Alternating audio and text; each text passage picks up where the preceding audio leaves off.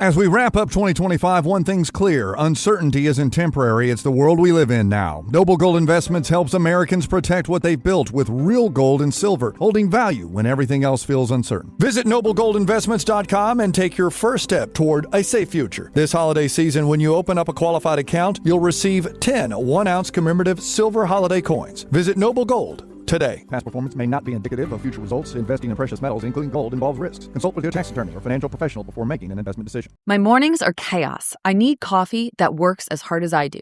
That's why I drink Everyday Dose, coffee with benefits. It's rich, delicious coffee boosted with mushrooms, collagen, and nootropics. Everything I need for focus and balance, ready in 30 seconds. The Black Friday sale is on. Get 61% off your first coffee plus starter kit, a free A2 probiotic creamer, and over $100 in free gifts. Plus, enter for a chance to win $100 cash or get your entire order refunded. Visit everydaydose.com/podcast or use code podcast at checkout.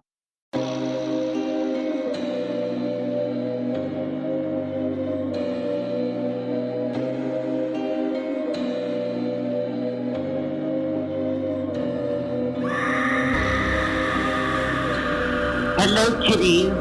This is yours truly, the Crypt Keeper, and you're listening to Slasher Radio.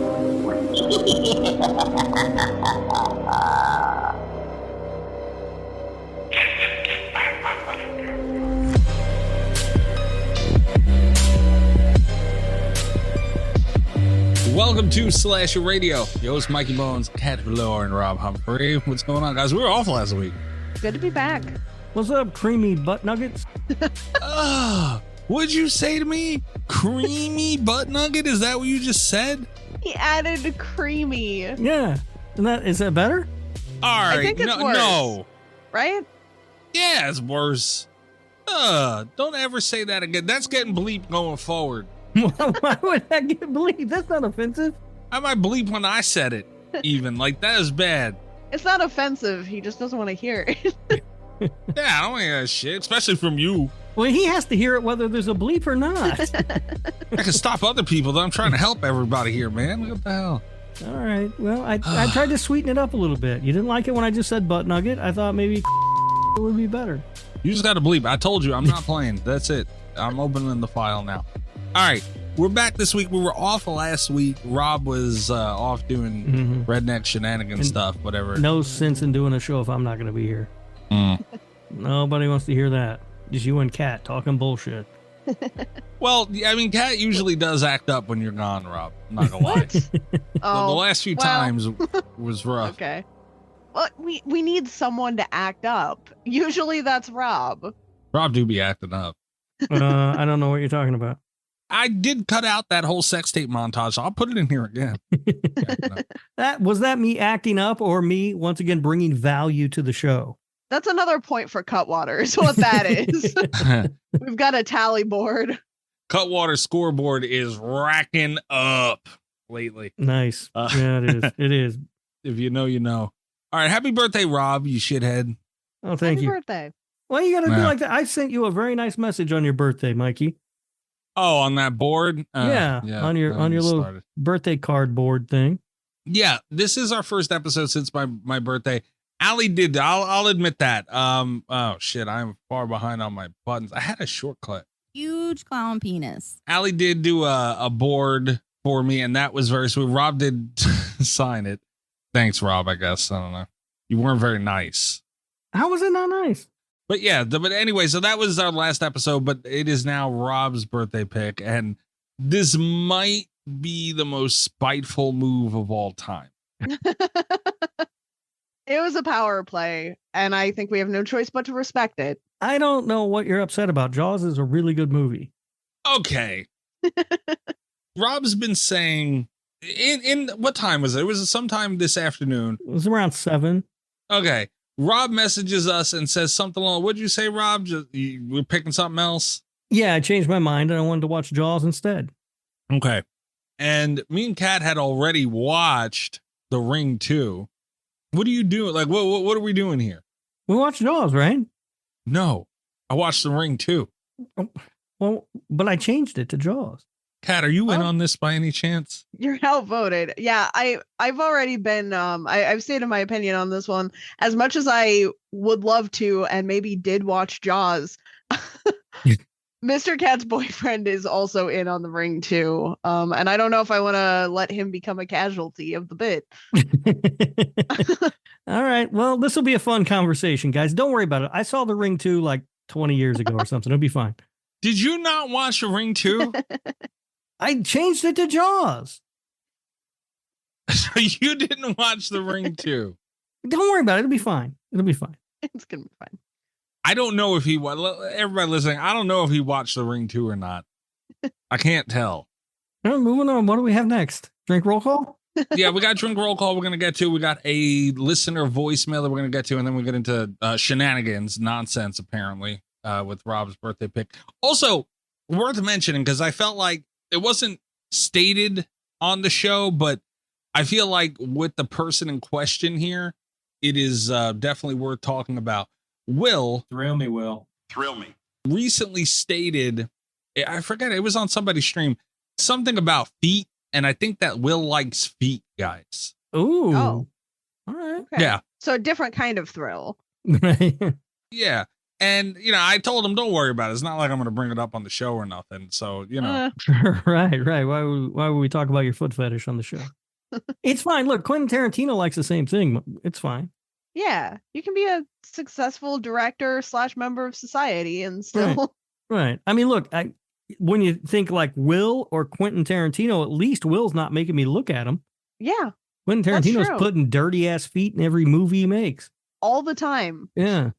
But yeah, so I figured it would be better if everybody knew, and we discussed this on an open panel. Sure. Like for the world to hear. But yeah, Will did say something about feet, and then he tried to take it back, and it was, I don't know what was going on, but what I took from the scenario was that Will likes feet. All right. Well, no kink shaming here. Like what you like, you little freak. No shame, Will. I mean, that's fine. Tagline of Slasher Radio. Like what you like, you little freak. Yeah. That's kind of good, though. All right. Yeah. Yeah. There you go, Will. Thrill me, Will. Thrill me. All right. Drink roll call. What are we drinking? I have the I don't even remember what it's called. That pink lemonade vodka thing that I had from the pink sissy. The pink Whitney. Why would you call it the sissy? Yes, it's the pink Whitney. That's Cat. what I said. Pink sissy. Finished off the bottle that I had. It's very good still. What was the Barstool makes it? Yeah. Cat. Also, we never followed up because one night you got it with me. What'd you think of it? I liked it. There wasn't a good time to bring it up like while I was switching drinks. Mm-hmm. And then by the time I had that as a second drink, I had kind of forgotten to mention it. But I thought it was pretty good. I actually went back to the gas station to get some more of it because that's where I found it. I don't know why it didn't occur to me that it probably also would have been sold in a liquor store, but I went to the same gas station. Kat does all her booze shopping at the gas station. And I'm glad I did because I found something even better. They were out of Pink Whitney's. But they weren't entirely out, but they only sell it in like the little mini bottles. And last time I got like a, 5 deal. And this time they only had like one left, and it's like a one shot of Pink Whitney, and it's like I'm not going to do that. But they did have my new super fancy drink.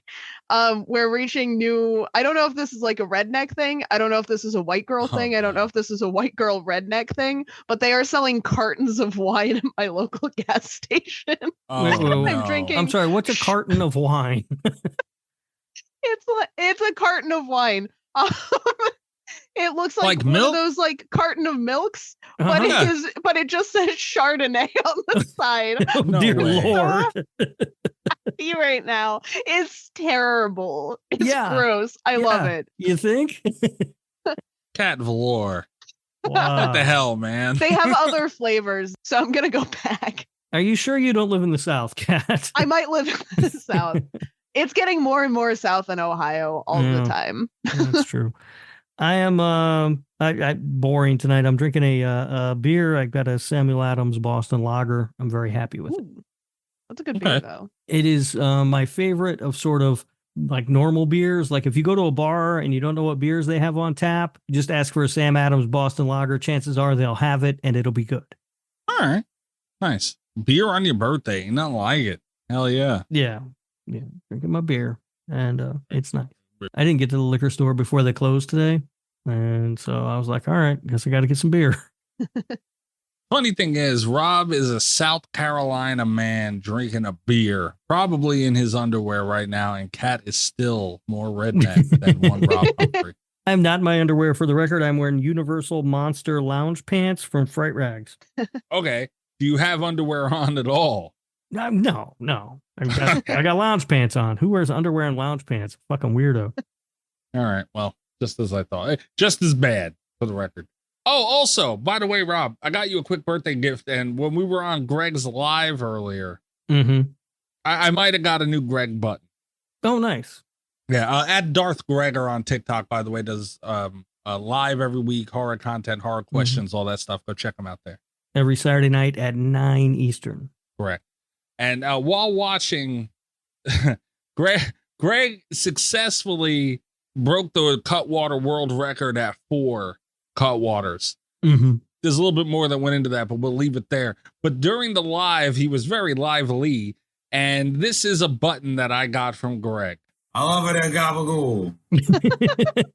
There you go. Happy birthday, Rob. Yeah, I love it. Yeah. New Greg button. That's fantastic. Yeah. So usually I'll hit this one. Kick him right in the dick. Kick him in the dick. Like That's one a of good those one, too. I like love it those. at Gabagool. You can hear the Cutwater in that one. Yeah, you can. Hold on. Let's get one more time. Hold on. I love it at Gabagool. Oh, yeah.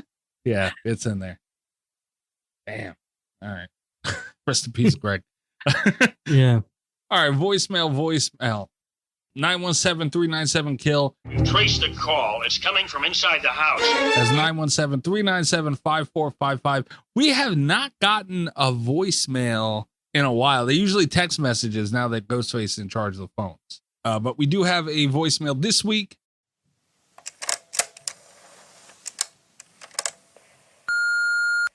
Hello, assholes. Amber left 2 voicemails, and since I'm in charge of the phones, I decided we'll play them both back to back.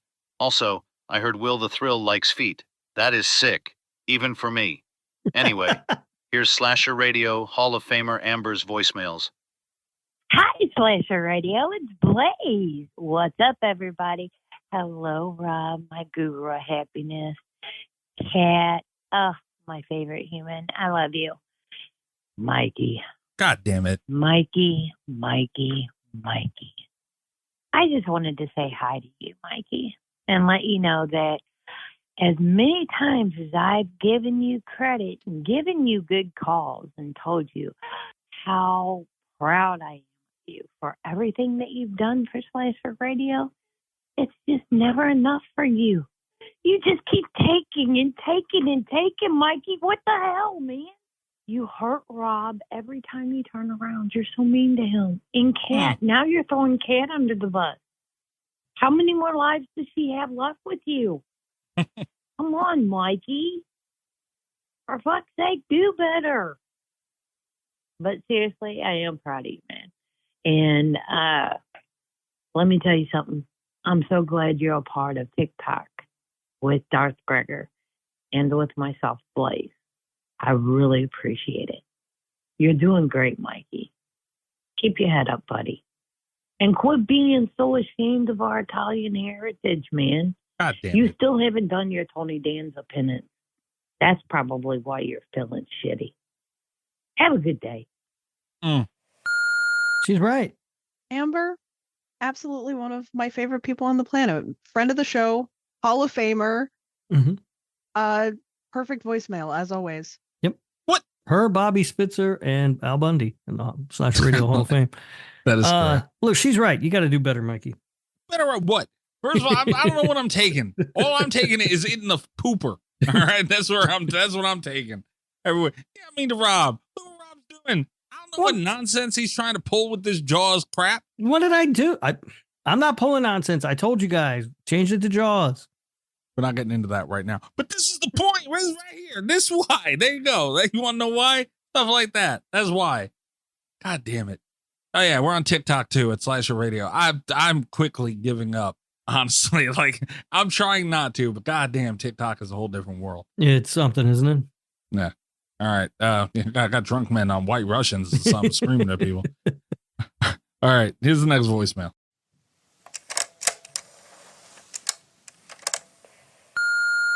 Hey, Slasher Radio. 2 voicemails in 2 days. Anyhow, hi, Rob. Namaste. My guru of happiness. Cat, my favorite human. Mikey. What's up, buddy? I'm really proud of you. I got to give you props, man. I loved this Killer Beat episode. I really did. I thought it was great. Van Halen versus Van Hagar, Van Halen type thing. But what impressed me the most, Mikey, is how great of a job that you did actually listening to the song and getting into it and making good choices, I would have to say. See, that's all that Rob's been trying to teach you, inspire you to do. And you did it. Look at you. Yay! I wanted to leave you a positive message, Mikey. I hope you guys continue with this because I love the fact that you're listening to different music and you're kind of enjoying it. You know, it takes you out of your comfort zone. And I really appreciate you doing that. And Rob, I thank you so much for bringing this. I really do. I hope you guys keep this segment up. I really and truly do. Have a great day, Slasher Radio. Good job, Mikey. Proud of you. Okay, I love you, Amber. I love you, Amber. Scare me though. We'll scare it sometime. Yeah. Well, she is right, Mike. You did a good job on that episode. I know that's not your kind of music, but you embraced it, you listened to it, you participated, you did a great job. All right, a little bit of context. Amber is talking about on our Patreon, patreon.com/Slasher Radio. There's an extra show every weekend there. It's just like a gambit of shows that we have on there. Sometimes it's a game and trivia, and sometimes it's stuff like Killer Beats or Sexy Time with Rob. Some people might call it some extra bullshit. That's exactly what it is. Yeah. But it nonetheless extra, being the main word of all that. So yeah, one of the shows that we do is Killer Beats, and we actually did that tonight as well, where we play it. Each of us pick 2 songs, we play them, we discuss them. We all have very different tastes in music. We've also been backed up with voicemails and text messages too, by the way. So we did this episode Amber's talking about a little while back, where we put 2 albums against each other, and that was Rob's brainchild. But to be fair, it was my brainchild in so much as that it was my idea to steal it from another show that I heard do it. It's your brainchild as far as we're concerned. But I had the idea of, hey, that's really good. I'm going to steal it. Yeah, so we listened to the album song by song, or well, not the whole song, but bits of the songs. Usually with the songs, I was trying to play them up until like the chorus. And then we cut it off because listening to the whole song. I mean, it was long enough the way it was. Listening to the whole song through each one would take forever. Yeah, but yeah, it is fun and a good time. And Amber was on the one that we did tonight, which was eventful. And I think that album versus thing we'll bring back at some point. I mean, we'll do that again. Yeah. Speaking of bringing back at some point, we haven't done the Sexy Time with Rob in a while, guys. Oh. Just saying. Well, now we're gonna have foot questions in there. And Ghostface will judge us. Yeah, Will, let's calm down. Thrill me, Will. Thrill me. Got Ghostface worried. All right, that's it for the voicemails. Do I gotta hit my button? Hit the button, please. God damn it. Get the fuck out of here! You! Yeah, go back to turning tricks and old folk and you pain in the ass! I love it at Gabagool. It got my mouth. All right, this is the Gabagool Mystery Corner, where our listeners anonymously send in Italian memes making fun of me for being Italian. There's no horror tie-in here. Don't look for it. It's just them being buttholes. You're going to like this one, Mikey. You guys say, one of you say that every fucking week. All right. I didn't say it this time. It's one of you. And you know what? Newsflash. What you mean I be banging? Oops, that's the wrong button. Whoops. Newsflash. I never like them. Ever. You like the one. Well, it's rare. It's like needle in haystack. I've liked like 2 or 3 of these, and we've been doing them over a year now. Memes go up on Patreon. We try and describe them on the show. Let's take a look at this thing. Ew, what the fuck? All right. This is gross.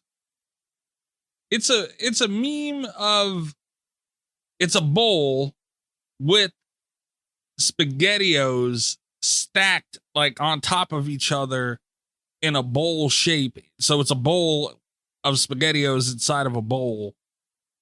And it says everyone loves authentic Italian pasta bowls. There is something about, like, I don't know quite how to explain it. Like the food remnants on a dish or bowl that is absolutely disgusting to me.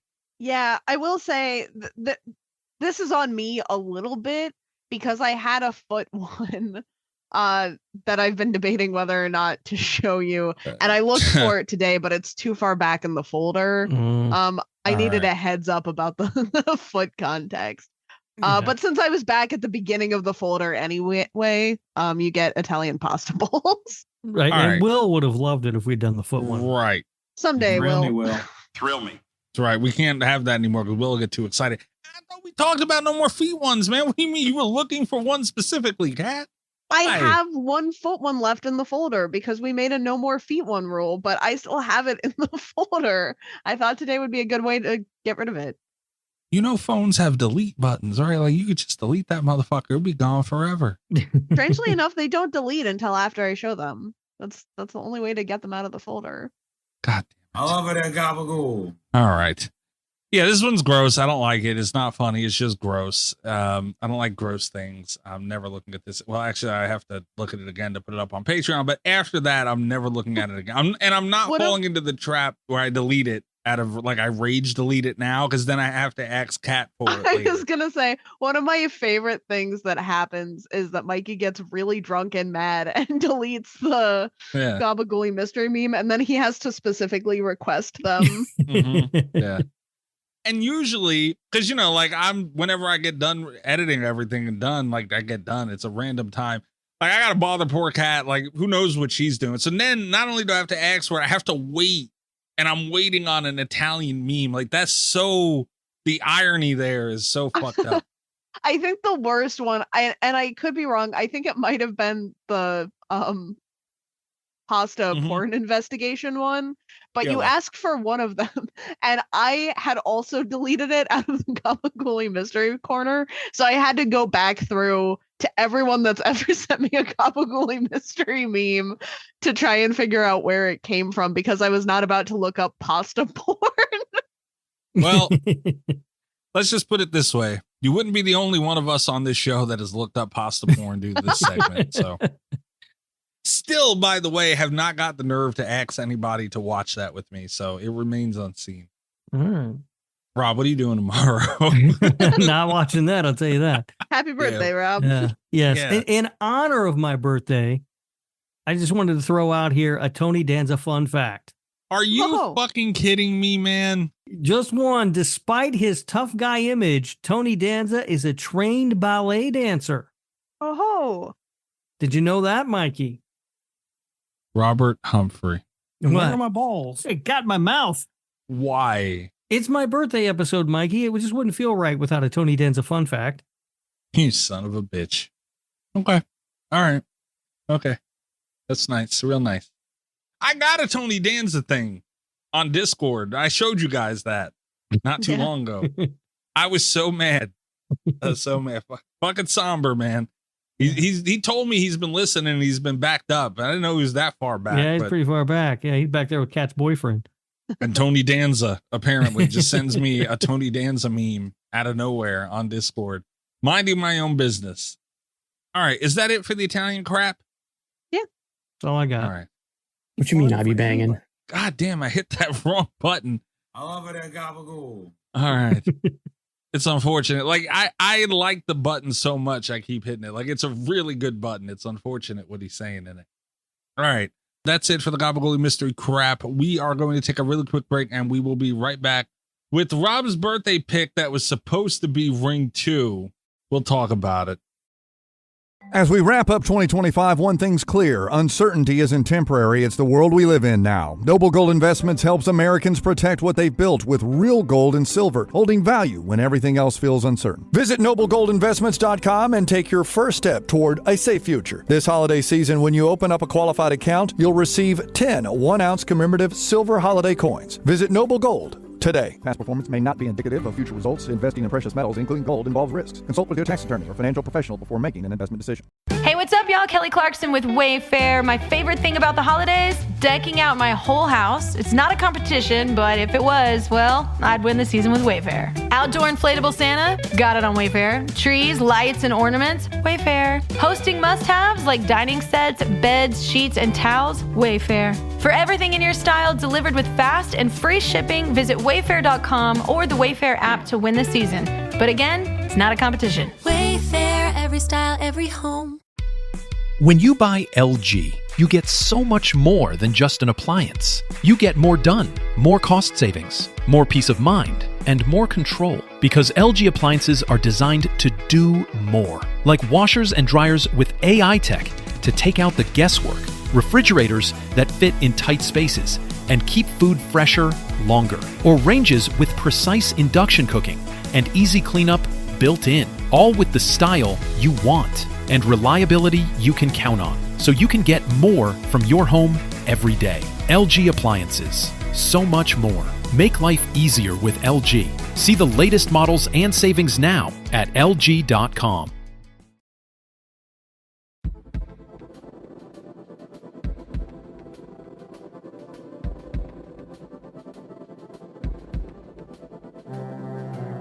Rob, Dick. Yes, sir. What are we doing here? Happy birthday. Thank you. Yeah, doing? it's the birthday episode. We're doing my birthday pick. Uh-huh. And? Well, what'd you guys think of the movie? What movie? Jaws. I thought it was great. All right. Kat, were you in on this? No. In on watching Jaws? Or Yes. I mean, I watched it. I sent a message saying that's the movie we were doing, Mikey. Okay. See, I got the text earlier from Rob in our group. The message was, I changed my mind. I want to pick a different movie. I see that, followed by Kat saying too late and Rob saying not for me. And Kat said, it is for me. I already watched it. And Rob said, that's cool. We're going to do something else though. So I thought Kat had made it known we're doing The Ring 2 because you said we were doing The Ring 2, and it's 7 p.m. the night we have to record. Mm-hmm. And I was sitting there talking to somebody, and I was like, man, what a fucking genius move if he were to do it like this. And I'm mad I didn't even think of it. But are we really talking about Jaws right now? No, I watched The Ring too, guys. But I thought it was a really genius move when I thought of it today. And I thought of it around noon today, and I had to hold off until later in the day to make sure you guys had already watched The Ring too.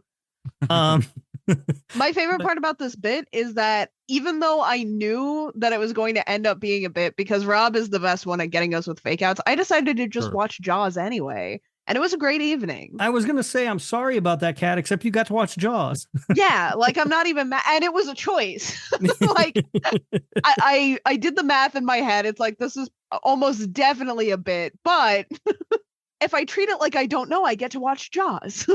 Yeah, no. We're talking about The Ring 2. I watched it, like I said, like 20 years ago. So we're good. But wait, before we even get to that, it's such a genius play because like it's feasible. We could, the three of us could easily talk about Jaws. Like we've seen it so many times. That's kind of like I did with Jason Goes to Hell that one year for my.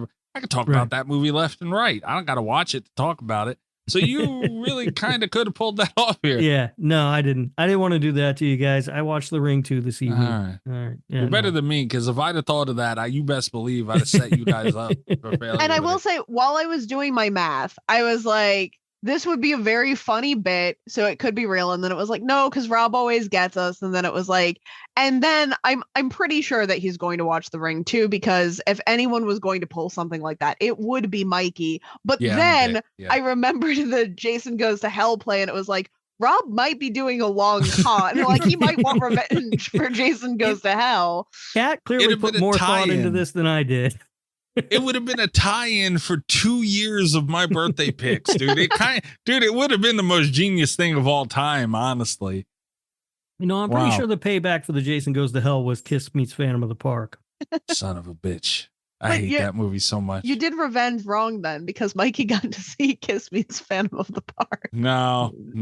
I'm so mad that they didn't make a sequel to that movie. God damn. But no, The Ring 2, yeah, I watched it today. It's fucking terrible, like it was the first time I watched it. All right. Do you guys let's start with opening thoughts then. Does anybody want to go first? Because I kind of have a bit of a room shaker maybe on opinion on this one. I don't like that. Yeah, I don't like that the way either. that started. I was going to start this whole conversation off with, does anyone want to defend this piece of shit? I think Mikey does. That sounds like it. This movie's terrible. Like, as bad as the first one is, this movie's fucking worse. I will say the one saving grace of this movie is that if anyone hypothetically were dumb enough to have watched all of the American Rings this week, aka me and Mr. Cat's boyfriend, then The Ring 2 would be something that you would really miss watching while you were watching Rings. Which I think I told him going into Ring 2, I was like, however mad at me you get, know that I didn't make you watch Rings right before we got stormed in, and I immediately made him watch Rings because I got them in a collector's pack of 3. So it's not the worst one of the 3, and I think that's valid. I think that should be said, but that's the strongest defense that I have for The Ring 2. Okay, so I haven't seen Rings except for when it was brand new. I hated it. Yeah. Having watched The Ring 2 tonight, I don't know if I believe that anything could be worse than this movie. Rings is because, and Mr. Cat's boyfriend actually made a point about it after I made him watch Rings, that I think was pretty, it sums up the core issue of The Ring 2. He said that Rings is worse because Rings wastes some cool ideas, whereas The Ring 2 is just nothing. Like, The Ring 2 is giving nothing. Yeah. You know? Right. Fair enough. And again, I haven't seen Ring. I saw it once when it was new. Haven't seen it since. And I know it's not a good movie, so. It's not a good movie. Yeah. Mikey, what's your earth-shattering take over there? All right. I mean, it's not really earth-shattering, but it might be to some people. Like, Kat's not going to like this at all. Honestly, I don't know, but this very well might be a better movie than the original American Ring. Mikey, you stop that. I'm serious. You stop it now. No. Hear me out. Rob, like, because you're the only one I'm going to win over here, but hear me out. What if I just said no and left? Listen, I like what you're doing here, and I think it's a great bit to irritate Kat. But I've seen both of these movies now within a couple of weeks of each other, and I do not agree. But go ahead. I'll hear you out. Make your point, I guess. All right. We just talked about The Ring. That was my birthday pick. A lot of show lore involved there. I don't know, dude. I'm not going to come out and say it's better than the American Ring. Like, flat out. But, dude, I don't fucking know, honestly. Like, it's at least shit happens, Rob. You gotta give it that. Like, the movie starts off with shit happening. Oh my god! Like shit the happens. deer? No, shit happened. Doesn't happen.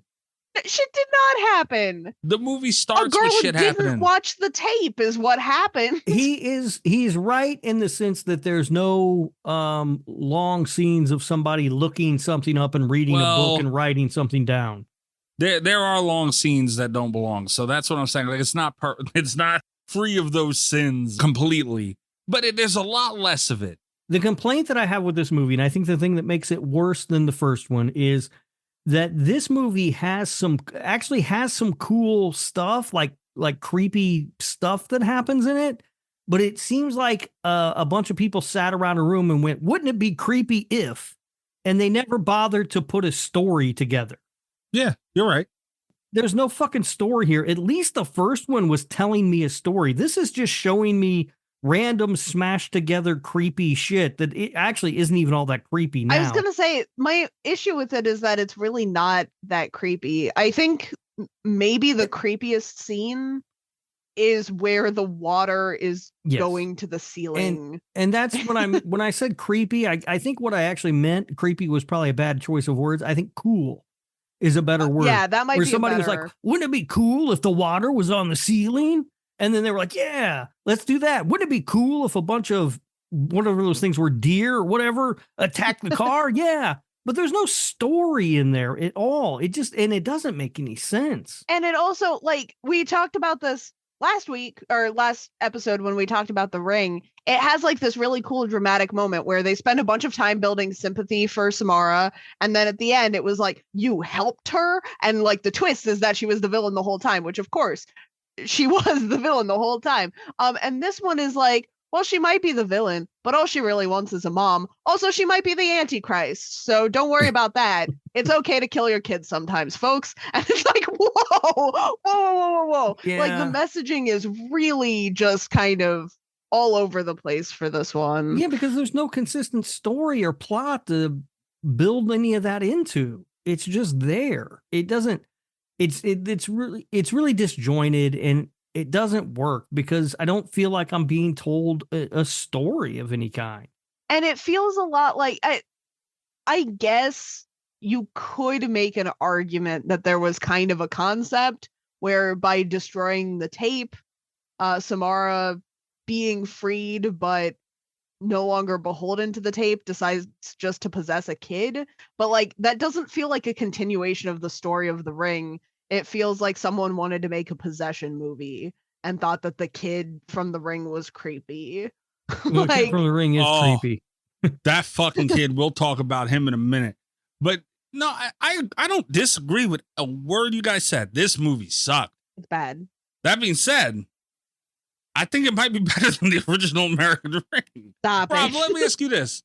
Honestly, gun to head, which one would you rather watch? If you had to sit and watch one of these movies, I'm sitting and watching this one because at least I'm not going to be bored out of my mind.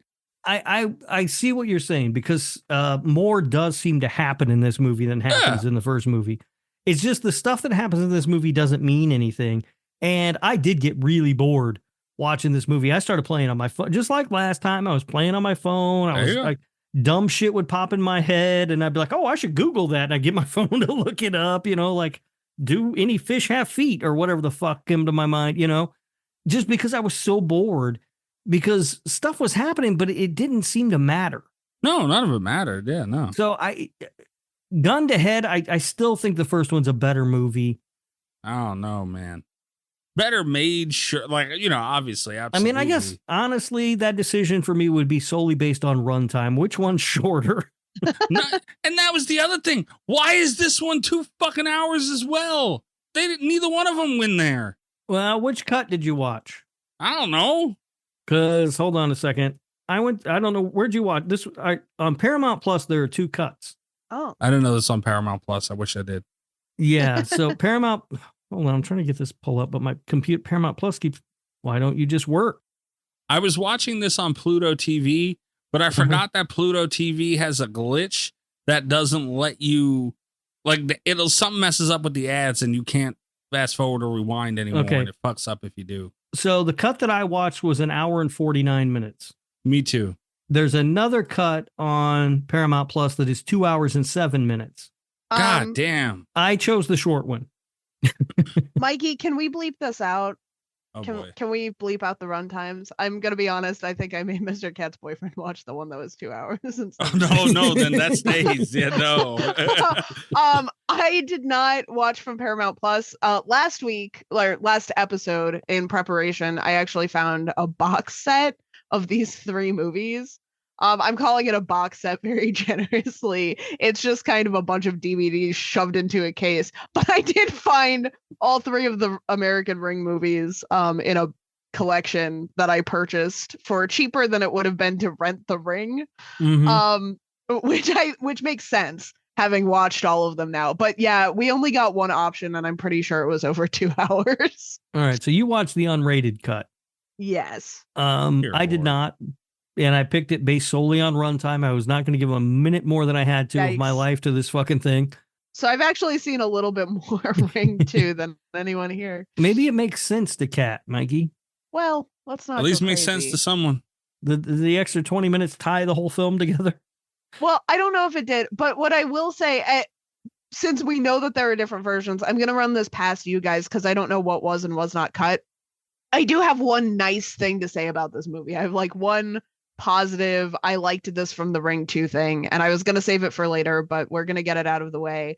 In the bathroom, in the second bathroom scene, where she drowns Aiden and Samara comes up out of Aiden's body, hopefully in your cut as well. Yes. There's like this really cool water design for Samara that I was super into. Like, yeah, I thought that looked cool too. That was the best effect in the movie. I don't know that was not her design for the whole movie, because aside from the fact, like, we had a lot of Samara designs. We had the one in the TV, we had the one that was out of the TV, we had the one in the mirror, we had the one in the photos, we had the one that was just Aiden in pale makeup. But like the water one looked really, really cool, and it didn't seem like it was breaking the bank or anything there, or they wouldn't have had it at all. I'm wondering why that wasn't just Samara in the Ring 2 if they were going to redesign her anyway. I can shed some light on this, maybe. Okay. I'm going to burn a fun fact right now. Okay. I don't know how you pronounce her first name. I think it's DeVay. DeVay Chase had outgrown the role of Samara and no longer looked the same age. So as a result, they couldn't film any new material, and they used archive footage from the first film to repurpose her in this movie. Is it that important, though? Look, dude, I'm telling you what they did. I don't know. No, I know. But like, that's so idiotic. Just get another girl to sit under a bunch of fucking black hair, dude. That's not a big deal. Or just use the same girl. Like, we're even going to fucking notice. You know, put her hair down in her face. I don't know. But so I think they were kind of limited in what they could do with Samara.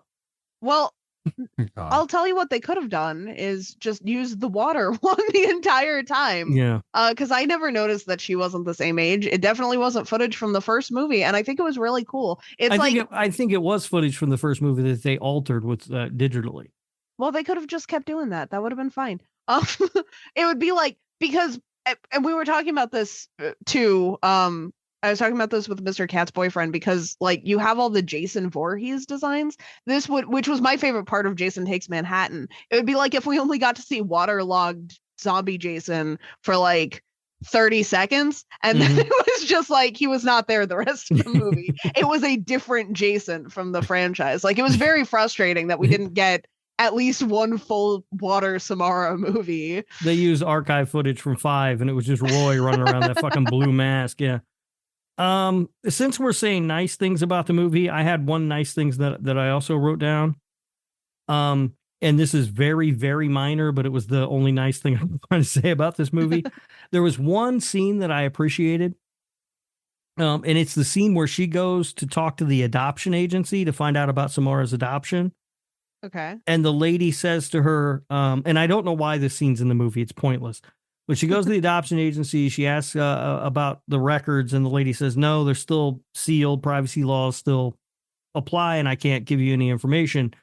And that's pretty much all the scene is. She gets up and she leaves with no information. What I appreciate is that they didn't do exactly what I thought they were going to do when this scene started, which is have the lady say, I can't give you any of that information that's in this file that's sitting here on my desk. Now, I have to go get a cup of coffee, and I'll see. That's typically what happens in that scene, and it didn't happen in this movie, and I appreciated the hell out of it. I found the missing 20 minutes of the movie. It was that scene.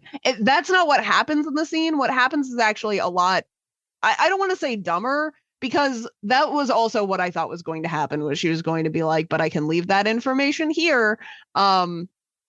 But what happens is that Naomi Watts has like a full breakdown where she just starts crying. And she's like, I have to chase this.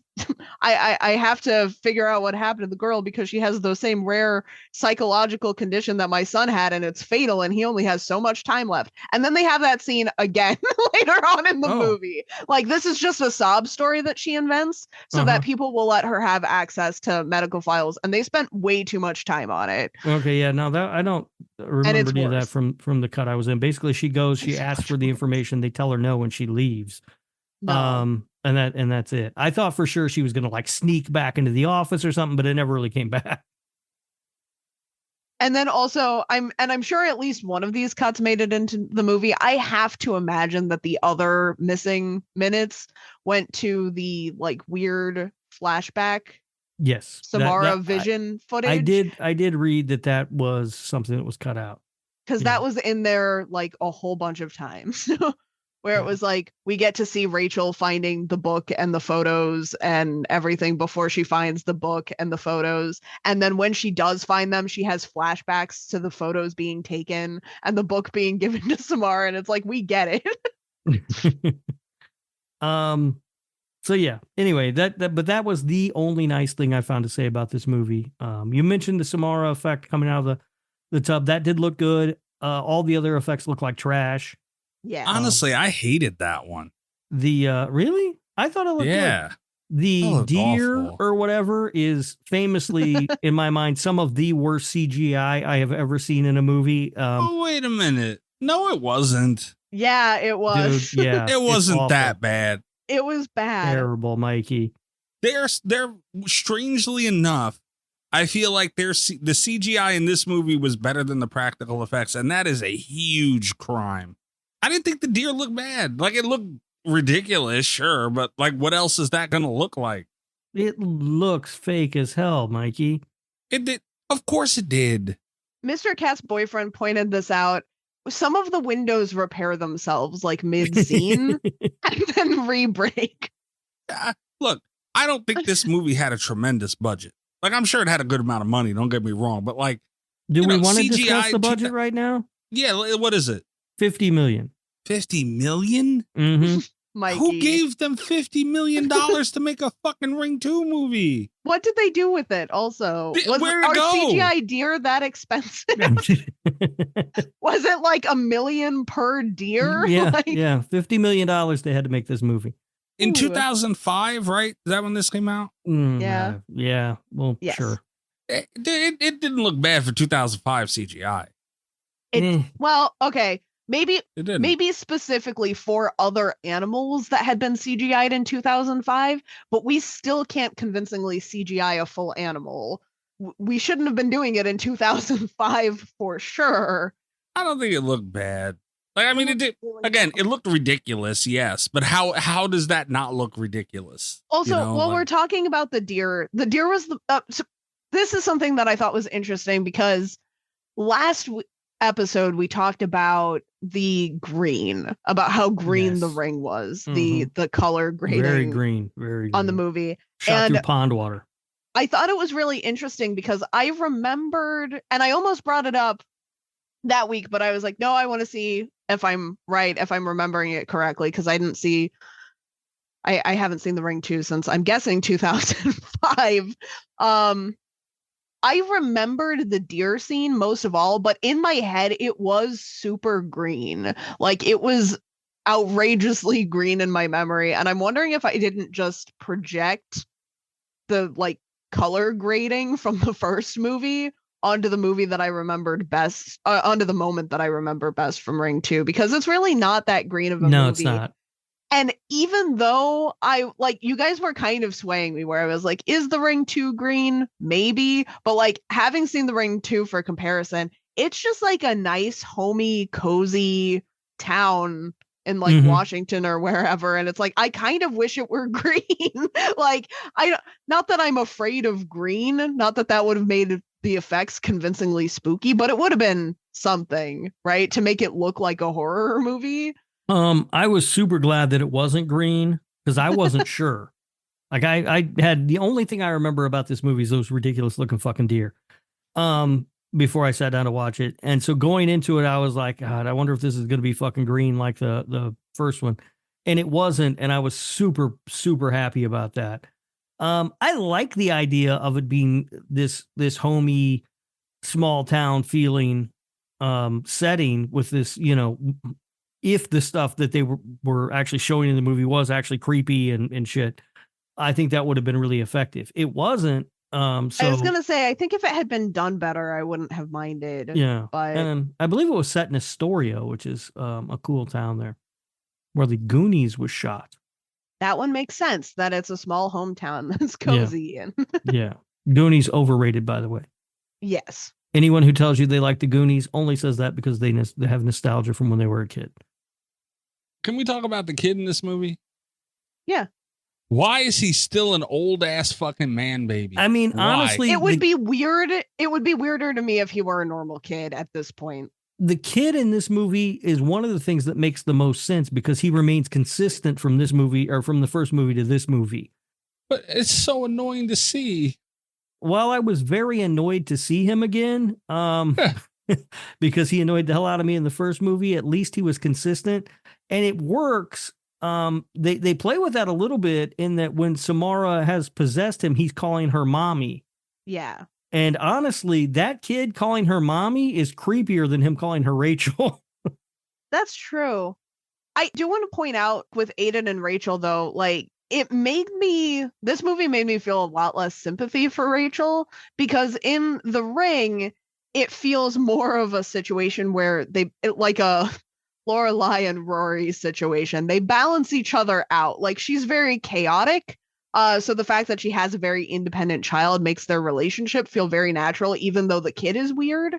In this one, where we see the kid needing help and Rachel is still just kind of like disorganized and not with it all the time, it makes her feel more like a bad mom.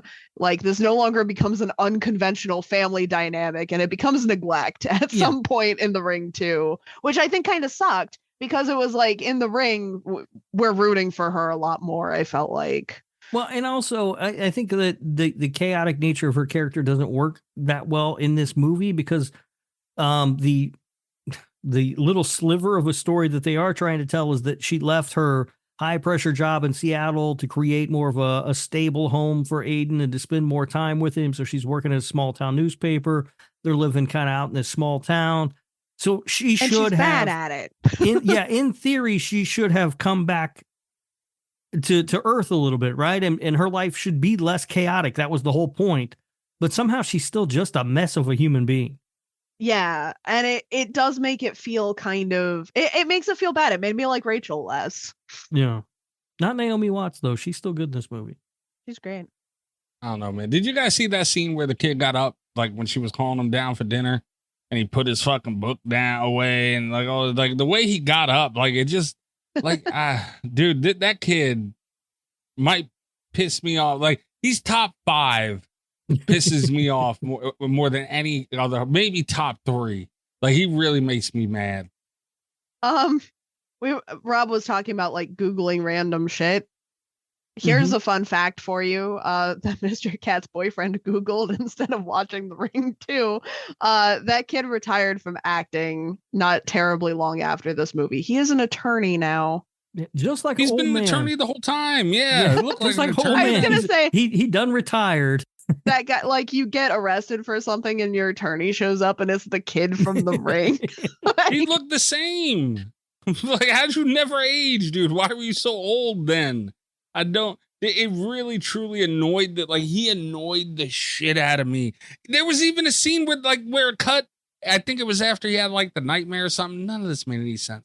But he had like that nightmare thing or whatever it was. And the next day, the scene cuts to the next day where like there's a bunch of kids playing in a sprinkler and he's just sitting there mad. Like, what kind of kid is fucking mad that a bunch of kids are running around the sprinkler? That's the most get off my lawn thing ever.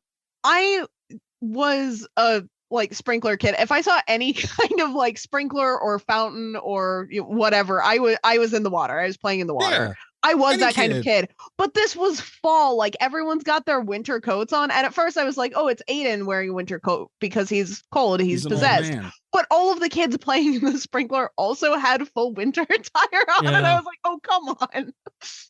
Even I wasn't that dumb as a kid. Like, it was just weird seeing a get off my lawn moment from a child that young. Like, it's so ironic. Like, it's almost like they knew he looked like an old ass man and they were playing into it. He pisses me off more than Franklin, more than Shelley. Off the top of my head, the only horror movie character that pisses me off more is fucking White Shorts. Yeah, there it is. Yeah. No, he's not more annoying than Franklin. He is. I'm just going to throw this out there for the patrons. Naomi Watts in the Funny Games remake. Oh. Remake's mid. That might make the movie good, honestly. I like Naomi Watts. At least it'll give me something to look at. Some fucking old ass man, baby. I did do a lot of looking at Naomi Watts. Yeah. In this never complained about that.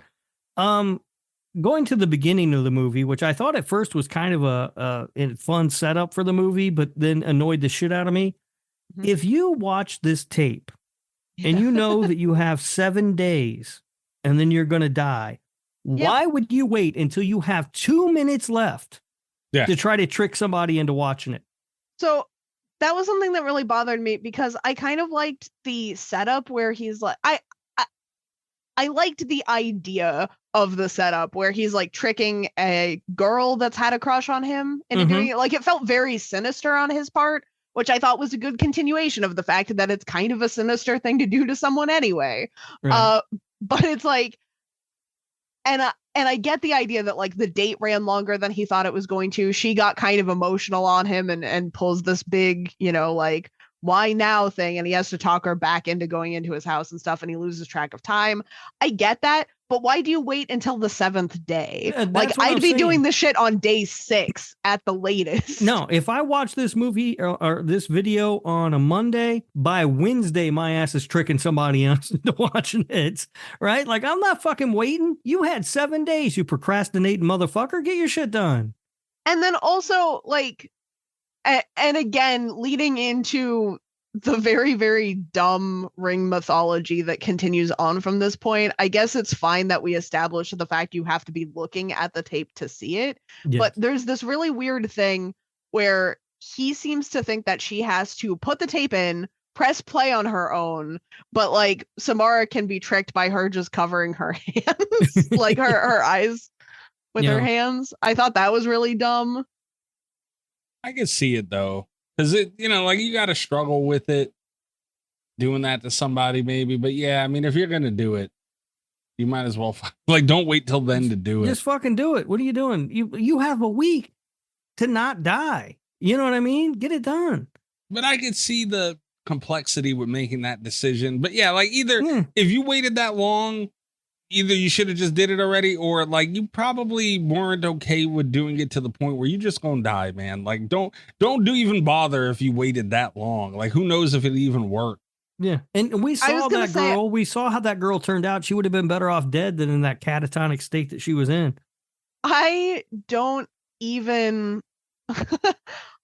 I was really frustrated by the phone call that he has with the friend while he's waiting for the girl to watch it, because it's one of those, like, he's taking it really seriously. He thinks his life depends on this. But then when the friend is talking about it, it just kind of sounds like one of those dumb chain letters. Like, I think it would have almost been more interesting if the girl had been super into him and super hot. They're making out and he's like, never mind, I probably have time. And then Samara just like comes at him, like, and that because they did kind of present it as just like a spooky urban legend, haha, got you kind of thing from the friend's point of view, which begs the question, why does this kid believe this so much? Yeah. And also, I mean, if you're not going to save your own life, then going out, making out with a hot chick is probably your next best option, right? He threw both of those away and just died in a kitchen like an idiot. Big dummy. Yeah. And then I also, and speaking of her catatonic state also, the one really dumb thing in The Ring that I didn't talk about when we covered our Ring episode is that the American movie spins out some really dumb mythology that just is never explained. Case in point, Becca, who watches her friend die, can now like smell how many days a person has left if they've watched the tape. I would have loved for the girl from the beginning of this to also have that ability, so it could have been explained. And I know you're thinking that's a really dumb thing to waste plot time on, but it was more plot than any of the things the movie actually wasted plot on. So I think it would have been a fun homage to the idiocy of the first one. That is true. Now, I said before that the kid was the one thing that remained consistent from movie to movie, but we do see the stupid face again. Yeah, it's even dumber. Yeah. Well, we see it longer. We talked a lot about that on the last episode about The Ring, how they did a sort of quick cut thing. This one, they seem to linger a little bit longer both times that we see it, and it still looks really, really stupid. If you're going to exaggerate the face that much, you can't show it that long. Right. You gotta, yeah. I mean, again, you got $50 million. Do something cooler with it. Do something better.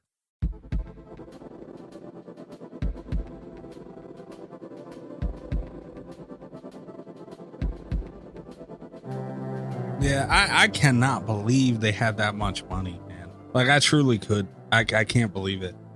All right, is there anything I like? Honestly, this movie just sucked, Rob. You're a dick for doing this. You knew damn well what it was going to be, too. Here's the thing, Mikey. Last year on my birthday pick, I ignored your aggression when you picked Rob Zombie's Halloween, and I gave us a movie, and I don't think you liked it as much as me and Kat, but I picked one that I thought we all might like. I picked Tusk. Mm-hmm.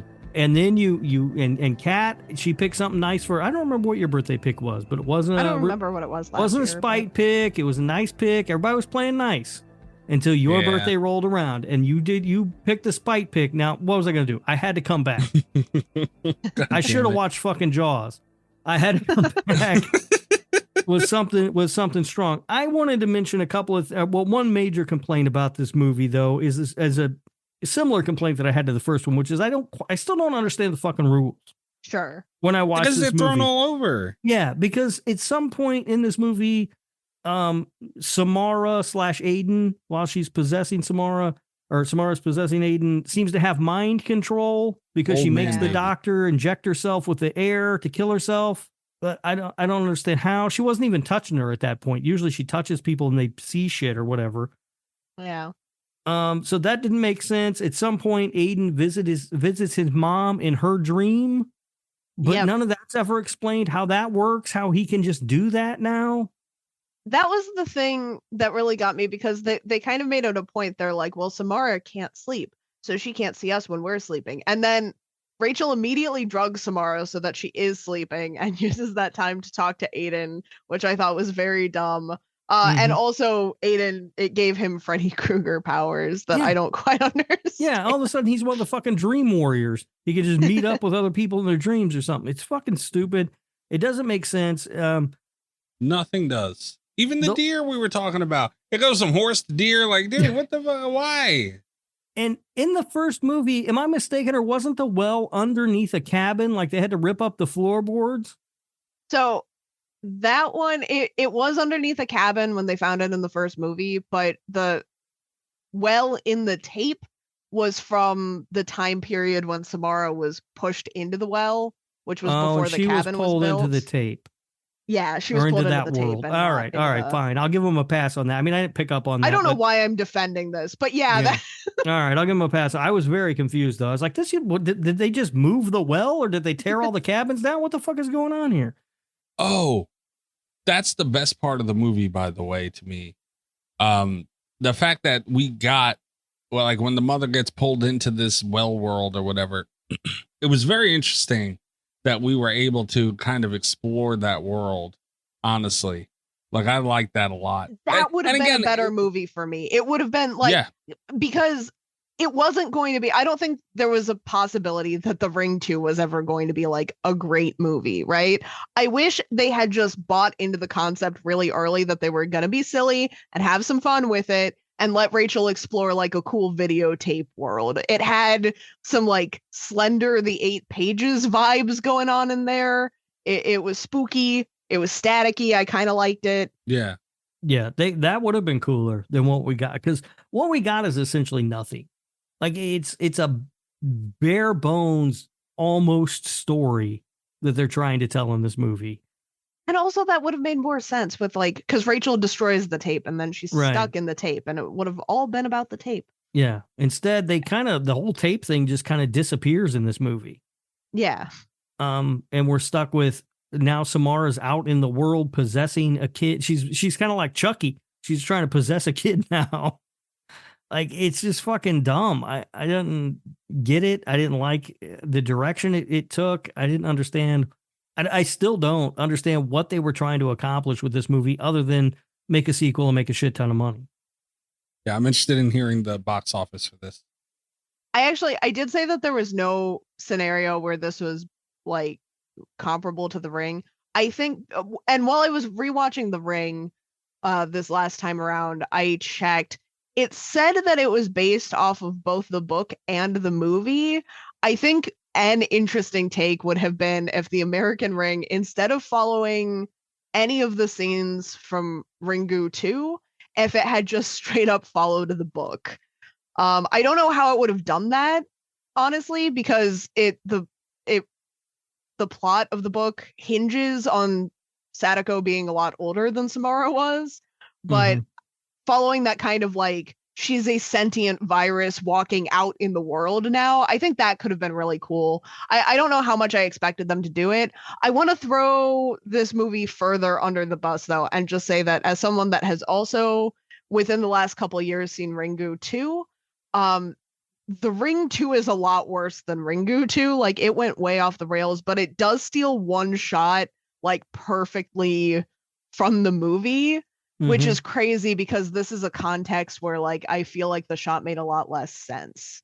But they were like, it looked cool in Ringu, let's do it here. See, and I was like, it's interesting. Okay. It's interesting that you say that because from what I read, they were emphatic that this was not a remake of the Ring of the Ring 2 or Ringu 2 or whatever it's called. It was a direct sequel to the American Ring, and it was completely its own thing. Yeah, it had a very different plot. It's interesting to me that they then borrowed from that movie. There is one shot that is so, like, the American one is a lot brighter. It's when Rachel gets first dragged into the tape and she finds herself in the well, and then she's crawling out. That whole sequence pretty much is framed the same way, it's executed the same way. It looks almost exactly like Ringu 2, except for in Ringu 2 it's a lot darker, so I felt like it was a lot creepier because when Samara crawls up the well, that was an effect that didn't look very good in the American one. Whereas like in the Japanese one, it's too dark to really see how awkward some of that effect is. Yeah. On like a lower budget too. I don't offhand have the budget for Ringu 2, but I'm sure it was not $50 million. All right, so we got facts, reviews, and all that stuff. This one did not do as well as The Ring, if you guys can imagine. Rotten Tomatoes, the official tomato meter for this is a 21%. God damn. The audience score does have it a little bit higher at a 33%, though. So That's still low for an audience score. That's pretty low for an audience score. And it's a harsh drop also from, and even IMDb has this at a 5.4, which usually I feel like it's around a 6, even for the bad movies. Yeah, well, B movies tend to hover around like a 3, but even the worst, like sort of movies that get theatrical releases tend to hover right around a 6 on IMDb. It seems like. And then. So our reviews, usually I pull one just specifically for the review title, and this time I pulled 2 for the review titles. Perfect. Because once again, I feel like the IMDb critics are being passive aggressive with one another, and that's my favorite kind of IMDb review. April 2005. Snow Zero R leaves a review, 6 out of 10 stars, entitled "Fear Comes Maybe Half Circle." All right, that's okay. And then immediately followed up later in, presumably later in April of 2005, T1000 leaves a 5 out of 10 star review. Fear doesn't even come half circle. My negative review for this one, warning for spoilers, 1 out of 10. The Ring 2 made me swear at my TV. Okay. The one sentence review of this movie is that it sucks. Pretty straight up. No one likes the criticism, quote unquote, sucks. They want reasons. So I guess allow me. CGI deer. A whole whack of them. A whole whack of unexplained CGI deer. I wonder if they couldn't find horses to continue the story from the first movie. So they just figured fake deer was the way to go for part 2. And just try to make it seem like it was 100% lame and irrelevant. They toss in antlers at the Morgan homestead. Oh, well then, it all makes sense now, or not. Fair enough. They actually go on a little bit. Did anyone even listen to what Samara's birth mother said? She said she tried to kill her baby because the kid told her to in her head, just like Rachel's son told her to in her head, to get rid of the thing inside her. So the thing in Aiden isn't even Samara. It's just some damn nameless thing that the writers never explained beyond a casual line about some watery world beyond that possessed Samara when she was a baby. Okay, whatever, I guess. Samara wants a mommy. You know what I want? Some freaking Vicodin to slip me into a drug-induced coma so I can wipe the memory of that lame plot contrivance out of my head. But gets worse. She wants to watch TV with her mom. That's about it. Excuse me. I need to go yank some of my hair out. This is Rob's favorite comment review. I could tell you. It's great. Right we now. need to get this person on the show. Thing from some nether world that can make things happen with the power of its mind gets killed in a well, comes back from the dead through VHS tapes and murders people within 7 days of witnessing said tapes, then inexplicably possesses a living boy because she wants to watch TV with her mom. Who the hell wrote that? What drooling, mittens pinned to his coat, Scooby-Doo lunchbox carrying, lazy-eyed, fat-necked, Lysol huffing, ice cream smeared on his face, laughing at the antics of Uncle Joey on Full House idiot wrote that. That is one of the dumbest things I've ever seen in my entire life. Does she want to kill millions? Does she want to inflict suffering on mankind, eat the living, make a race of obedient slaves, reign in darkness? No, she wants to watch frickin' cartoons from the 50s and eat some sandwiches with mom on the sofa. The mind reels at the absolute idiocy. So to reiterate, this movie sucks. Do yourself a favor and stay away. If you hated the first one, this one will make you wish you were stricken blind by the burning embers before you put the DVD in.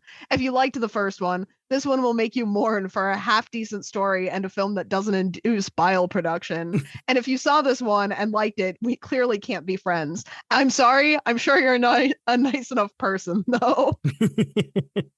They do sum up the plot very well. Yeah.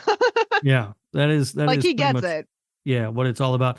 Also, mentioning the antlers at the Morgan home reminded me. I did want to mention my favorite character in this movie was the real estate agent. Oh, the real estate agent was fun. Yeah. We didn't mention him. But... Yeah, good time had with that guy. So this one was really interesting to me. I also put this one in for reviews, but not because it's funny, because I thought it was like a weird mystery. This was also left in May of 2005, and it's entitled A Letdown After the Ring and Rings, but still worth seeing. Refresher course, since we're not talking about Rings this week, it came out in 2017, so I don't know what kind of time travel shenanigans Brandon T. Sponsseller is up to, but he recommends that you watch The Rings previously to The Ring 2. And he also, he pulls some apt comparisons to Freddy Krueger as well. He brings up the deer attack. He thought this was an 8 out of 10. And that's not really justified in anything that he says. And finally, another 8 out of 10 review that I just had to throw in here because, because the last guy, I guess, didn't really have a good critique of this. He just had a very interesting time travel title. And this one is actually a defense of why. This is left from Francis the Whore in all capital letters from IMDb. 8 out of 10. The Ring 2 features more of that creepy Samara and an instant classic reindeer scene. Somebody's into the reindeer scene. They like that, huh? All right. The Ring 2 starts pretty much where The Ring left off. Rachel and Aiden are starting over again after all the horrors of the first movie are, for the time being, finished. It's not long before some events, which are not so coincidental, start to occur. Right. The Ring 2 is mysterious at first. That is easy to figure out. Most of the questions were answered in the first, so it leaves more meat and potatoes, so to speak, for the sequel. You get to see much more of Samara. Boy, does she look creepy crawling out of that well. You will see what I mean. The installment relies much more on imagery, such as the tree that we all recognize from the first movie, and who will ever be able to forget the instant classic scene with the reindeer or the moose, parentheses, I'm not sure what they were. The four-legged creature of some sort. The four-legged creature. The fact is, I never expect much with sequels, so I was pleasantly surprised by this one. While it is not as good or original as the first movie, it's no slouch, and it's far better than the last horror movie I saw, Boogeyman. No comparison whatsoever to that one. I give it 8 out of 10 stars. All right. Well, so it's better than Boogeyman. We know that now. Debatably. Honestly, I would contest that. I don't know which Boogeyman they're talking about. There are several films called Boogeyman. But there's always a Boogeyman movie getting shit on, though, is the funniest part. Like, that might be the most shit on movie of all time for no reason. Yeah. And we don't know which one it is. I know. I never know which one they're talking about because there are several Boogeyman movies. They're either all bad or there's one really bad Boogeyman movie. Yeah. No, I still agree with the other guy. If you like this movie, we can't be friends. Yeah. Do you think they're a nice enough person, though, Rob? I suppose. I don't know. No, they're a terrible person if they like this movie. All right. Is that it for reviews? That is it for reviews. All right. So let's take a look at some fun facts. I burned the one earlier about the actress being too old. I already told you the budget was $50 million. Worldwide gross, $164 million. Which fell short of expectations for this movie because the first one did so well. And that's why it was another 12 years before we got a sequel. And the 12 years wasn't long enough. Yeah, dude, that sounds like a big number and they had a good return. But damn, man, like it's nowhere near. They wouldn't have given this movie that much money if they would have thought that's what it was going to make. Yeah. And they should have known. They did not need to give this movie that much money. No. Director Hideo Nakata, I believe is how you say his name. Forgive me if I mispronounced that. Anyway, he has disowned this film and he claims to hate it. He blames the film's negative reception from fans and critics on studio interference as Paramount executives would step in during the shoot and either force him to reshoot key sequences, delete certain scenes, or change existing scenes until they bore little resemblance to what he had in mind. So I highly doubt whatever he had in mind was better than this. Or at least much like it wouldn't. It could have been, but it wasn't going to make it good. Yeah, I mean, the problem here, for me anyway, is just starts at the script level, I think. Right. It's too much wrong. Fucking story. Yeah, right. Naomi Watts was disinterested in filming the sequel after seeing the script, but she begrudgingly appeared in the film due to contractual obligations. That sucks. Yeah. They actually originally offered this to Richard Kelly to direct, but he turned it down. Richard Kelly, most known for Donnie Darko, probably. And then finally, it's not until 68 and 91 minutes into the film that Elizabeth Perkins and Sissy Spacek make an appearance in the film, respectively, with Perkins having only 5 minutes of screen time and Spacek having 3. Despite this, they're given top billing as part of the cast. Because when you have Elizabeth Perkins and Sissy Spacek, you put their names on the fucking poster. Yeah. That's all I've got, though. No, that was it. There were a bunch of facts that just weren't that interesting for this movie, which is fitting because the movie's not interesting. No, the movie's bad. Yeah. I would be kind of interested to see what Nakata's take was on The Ring 2. Like, I wonder if those storyboards exist somewhere. I don't want to watch another 2 hours of this, but I would read like the treatment that he submitted for this, you know? Because I want to know like what parts the studio added and what the core concept would have been had there been a plot in The Ring 2. Yeah, I don't know. I didn't see anything about like what his plans were or anything else. Everything I read regarding that was just that the studio would not get out of his fucking way, which always makes a bad movie. Yeah, it's never a good idea. Right. Studios, it's funny when studios do that to me. You hire a director to make your movie, but then you don't get out of his fucking way and let him make the movie. It doesn't make any sense. Yeah, what is that? You know, but it seems to happen a lot with sequels too. for some reason. I don't know why. They got that money in their eyes, man. Yeah, even Rob Zombie talks about that. Like when he made Halloween, he hated working with Dimension. And obviously he was working with the Weinstein brothers, which is a whole nother fucking level of annoyance. Those guys were on their own fucking level of just being dickheads and getting in the way. But he made Halloween and said he would never work with them again. And then they came back to him for Halloween 2. And he said he thought, well, they made a bunch of money. I showed them I could do it. They're going to get out of my way and let me do my thing on Halloween 2. And he said they were even more in his fucking way when he was trying to make that movie, because it was like, don't fuck up this thing that you didn't fuck up before. Absolutely insane to me. Yeah, it just doesn't make any sense. All right, Portnoy time. Does anybody have one locked and loaded and ready to go first? I've got one ready. I do, but I don't know if anybody's going to be an outlier this time. I might be lower than everybody, but I don't know that anyone's going to be an outlier. Here's my prediction is that I think Mikey's going to have the highest score for this one. No, that's true. Mikey was kissing this movie's ass at the beginning of the episode. I was not. I said it was better. It could be better than The Ring. That doesn't say anything. If your Portnoy is in the range of your Ring Portnoy, I think you might be the outlier in this one. I was going to say, Kat gave the highest score to The Ring by fucking far. Yeah. Last episode. So she has the longest way to go coming down. So I don't know. Yeah. And I'll say this. I gave The Ring too high of a score. I'm looking at it. Give it a 4.6. That's way too high. That's too high. Yeah. Do you just want me to go?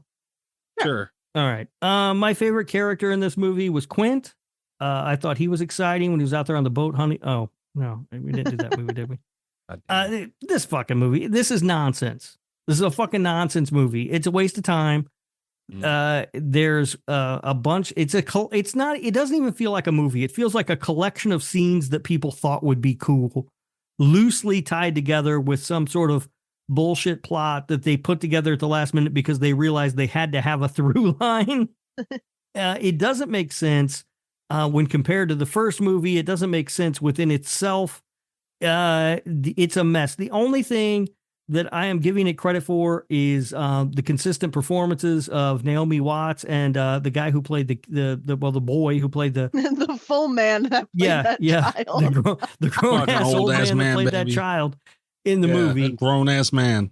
They were good in the first movie. They were good in this movie. The characters did feel consistent all the way across, which is tough sometimes in sequels. But even that doesn't count for a whole lot. I give this movie a 0.9. Oh God damn. Okay, Rob might have been the outlier. I was going to be mean to it. I was not going to be that mean. Okay. All right. You know what? Fine. Okay. My plan was to give this, because I got to hear how low Kat goes from her 2.8. Like, that's got to be the last one. For it, I wanted to give this the same score I gave The Ring. Because honestly, I can't tell which one I would rather watch. Now, that is very different from, which movie is better, like which was a better made movie, because obviously it's The Ring by far. But to sit down and watch, and that factors into these scores to a degree. So I gave The Ring a 4.6 last time, our last show. That's way too high. I don't know what I was thinking. What was that? Oh, that was my mudslide. Okay, yeah, that's all mudslide. I can tell you that. So I can't do that. Give it a 4.6. Damn, I'm gonna give it like a 2.6. And I say that because, like, they did have some cool shots of Samara here and there. They had that ring concept, which I talked so highly of, in the first film. But for its time, and I say this a lot, so I guess that's like how I scored. Like, I like to put movies in their time. And yeah, how they age and everything, like, yeah, that's cool. But, we can look back on a time where film was made a lot easier than we can expect a movie to look into the future. You know what I mean? Like, it's impossible. So for its time, it just did a completely different. It's almost like Blair Witch, but not as drastic of a change, obviously. But they went a completely different route with this movie than, kind of like they did in Blair Witch, and they changed a lot of things. And I don't know why. Like, I don't quite agree that the movie should have been as boring as the first one.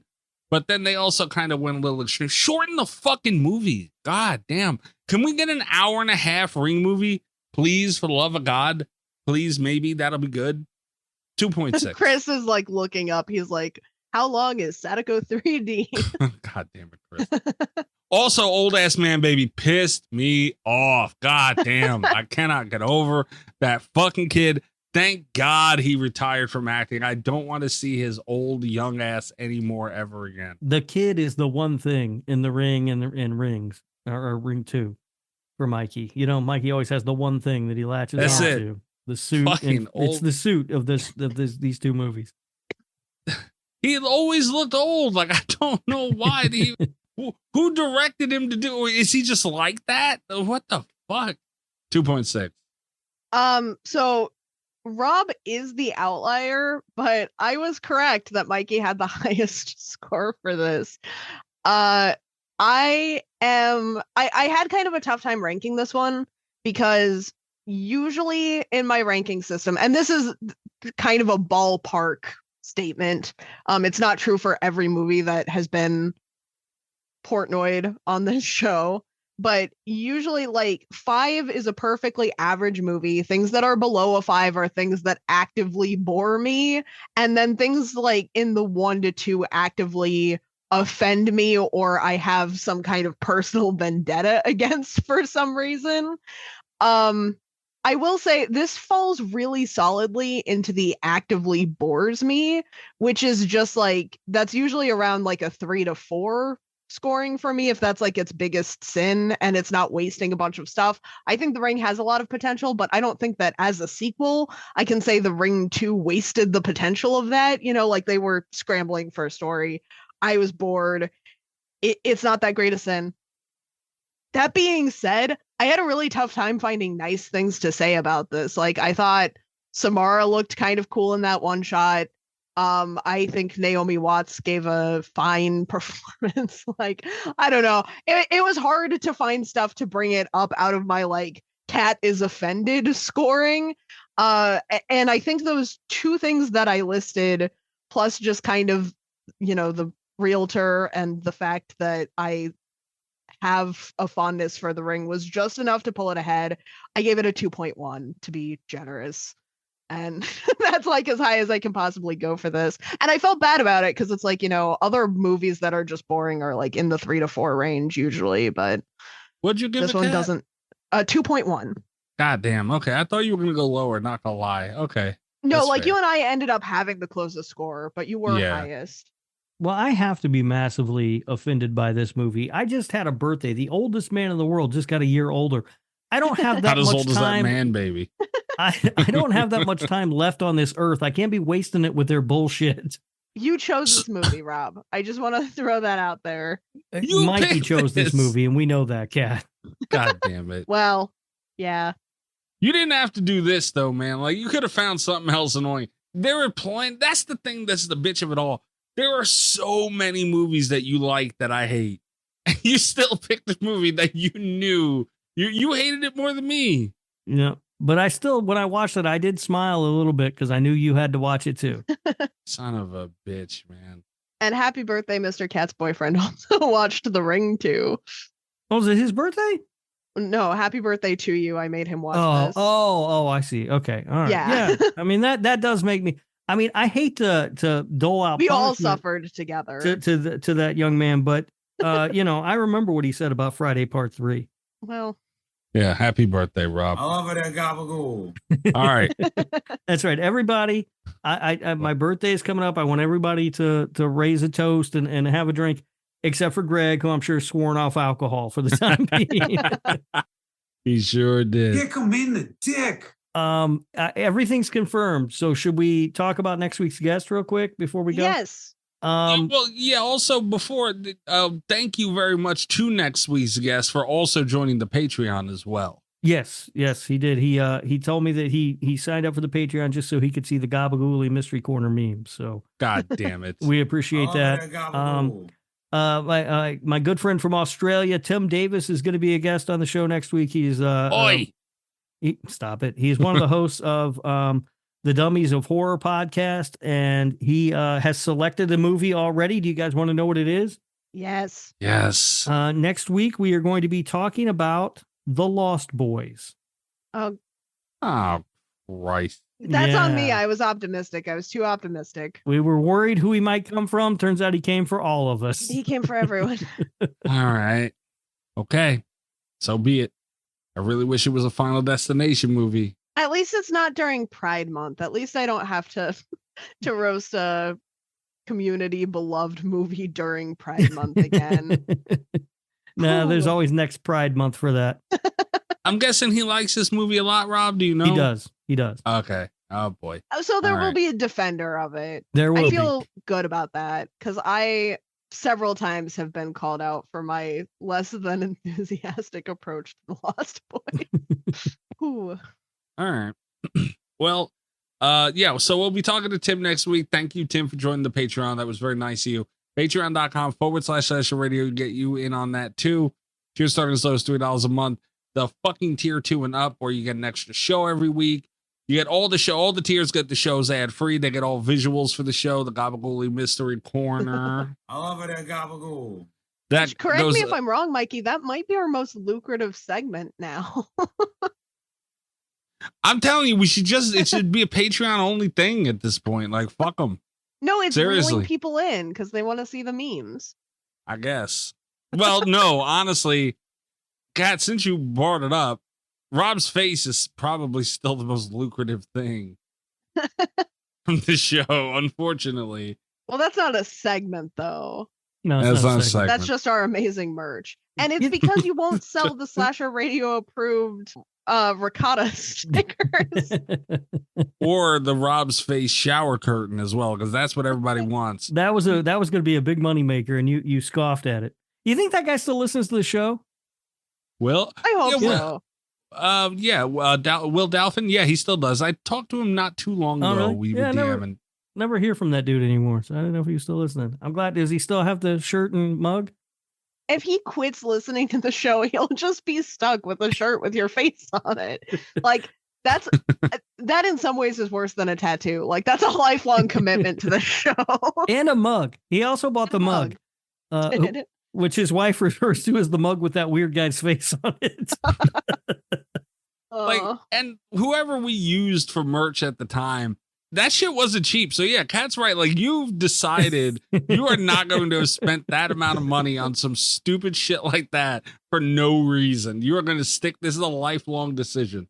So shout out to Will. I still know why. The double-sided shower curtain print would have been interesting, though. That's where he gets divorced, though. He orders that. The wife is going to be done. Rob watching me shower. All right. Yeah. So patreon.com/Slasher Radio. You get all the shows ad free. You get the entire Patreon catalog. There is a 1-week free trial. Like I said, all images go up there. Just anything extra goes up on the Patreon. They get it first. So yeah, go support the show. At Slasher Radio on Twitter, on YouTube, on TikTok. I put up a clickbait video on YouTube, man. And it would, like, Five Nights at Freddy's was confirmed for something on Dead by Daylight. And long story short, the way they put out that promotional image, it could be interpreted that it was a cosmetic only, which means, like, it's not like a real character. They're just adding a skin to an existing character, which obviously they're not going to waste. Like, you know, clearly that's going to be, it's the most sought after thing in the history of this game. The riot they would deal with if it was just cosmetics. But I made a video pointing that out, that, you know, like, it's strange that they use this style when that's usually cosmetics. But in the video, I said I didn't believe that. I didn't think that. I was just talking about it, all that shit. But I named the video DVD X Five Nights at Freddy's cosmetic only, just purely for clickbait. And man, people were mad. So good Lord, go give us a like and a subscribe or something to, like, maybe we can get a new algorithm and get some of these angry people the fuck out of there, man. Like, I told this one kid, dude, he was like going off. And I'm like, dude, do you know how the internet works? Thanks for the view. Like, you fell for the clickbait. What are you mad about? People don't even watch stuff and have the strongest opinion. Like I said, everything you said in there. What are you mad at me for, bro? I don't know. It was wild. Definitely going to be doing more of that going forward too, by the way. So clickbait up on YouTube. More clickbait. Absolutely. Everybody else on the internet's doing it. It's like standard now. Like I don't know why people still get mad. Yeah, I'm at Mikey's Dead on Twitter. Rob, what about you? Huh? What? Plugs. Where can people find you?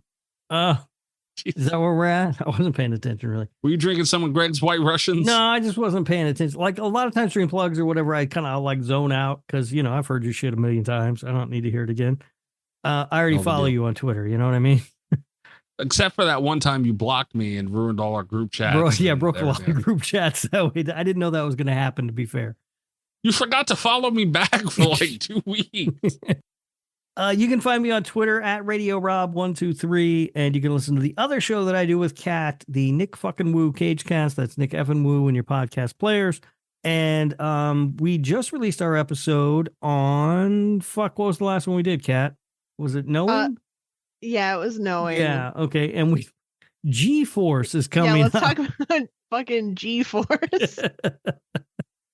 So we're going to be talking about a movie where guinea pigs save the world or something. So I just want to point out the last 4 movies that I've had to watch at this point are The Ring, The Ring 2, Knowing, and G-Force.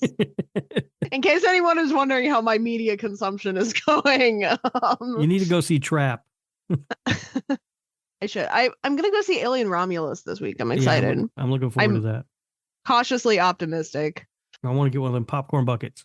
If they don't have those popcorn buckets, I'm going to be so mad. The cups look cool too. Did you see the cups? No. Yeah, they have cool cups too.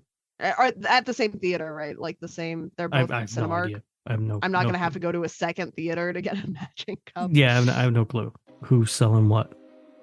You can find me on Twitter at cat_velour, VOLEUR. You can check out my website, catvelour.com. You can come see me September 6th and 7th in Knoxville. What you doing in Knoxville? I'm going to TBRCon.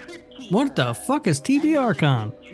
It is theoretically, in theory, it is for all authors, but in practice, it's for all like spooky, gory writers. Oh, that's in Knoxville? Everyone that I've seen that has signed up. Yeah, that's in Knoxville. Well, that's only about 5 hours from here. You gonna be signing books? You know what? Stop by Kat's booth. I'll sign your book too. God damn it. Until about a week before this event, and Kat pisses off Rob and he says it's all off again. $25, yeah. I'll sign your book and take a selfie with you. Oh, wow. Holding Kat's book. And it doesn't have to be Kat's book either. He'll sign any book. Any book. Yeah, he will sign any book. I will. That is true. That's true. Whatever you got. You got some Stephen King books? I'll sign them. That's fine. Go in with like Franklin's Got a Messy Room or something. Yeah, it doesn't matter. It doesn't matter. All right, Tim Davis next week. Good night from Slasher Radio. All the best of Slasher Radio podcast.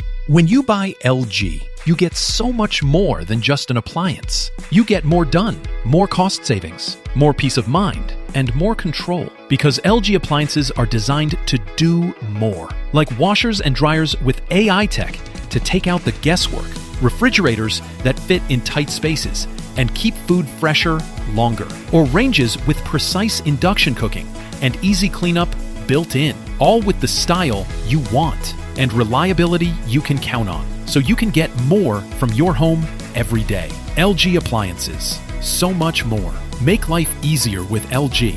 See the latest models and savings now at LG.com.